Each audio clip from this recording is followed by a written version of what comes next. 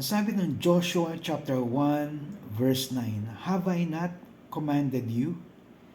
Be strong and courageous. Do not be afraid.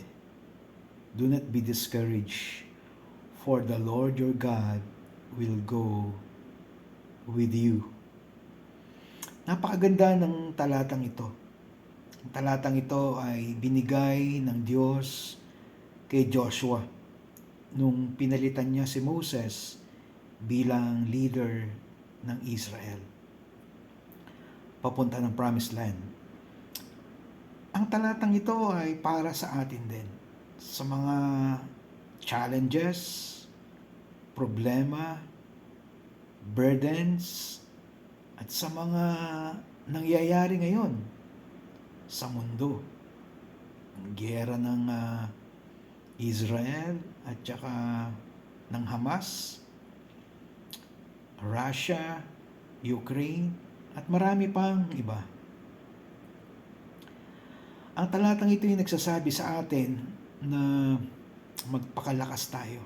Paano tayo magiging malakas? Sa salita ng Diyos.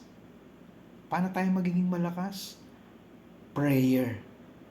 Alam nyo, ang sabi ng Bible, apart from God, we can do nothing. Pwede tayong magpalakas sa pamamagitan ng ehersisyo. Pwede tayong magpalakas sa pamamagitan ng mga masustansyang pagkain. Lalakas ang katawan natin. Pero yung totoong kalakasan talaga ay nanggagaling sa Diyos. Kaya be strong and courageous. Saan tayo kukuha ng lakas ng loob? Of course, sa presensya pa rin ng Diyos.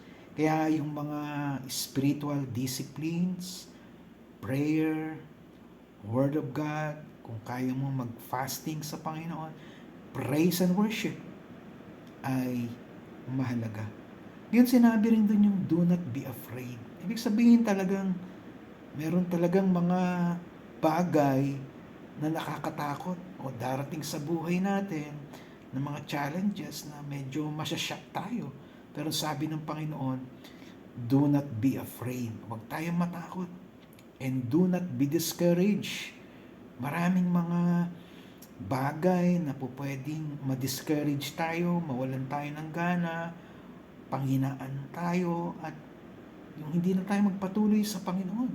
Pero sinasabi ng Panginoon, do not be discouraged.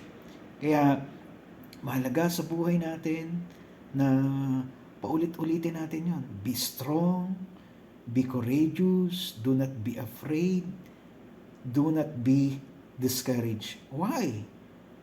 For the Lord our God will be with us. Sasamahan tayo ng Panginoon. Hindi tayo nag-iisa. Sasamahan ka ng Diyos.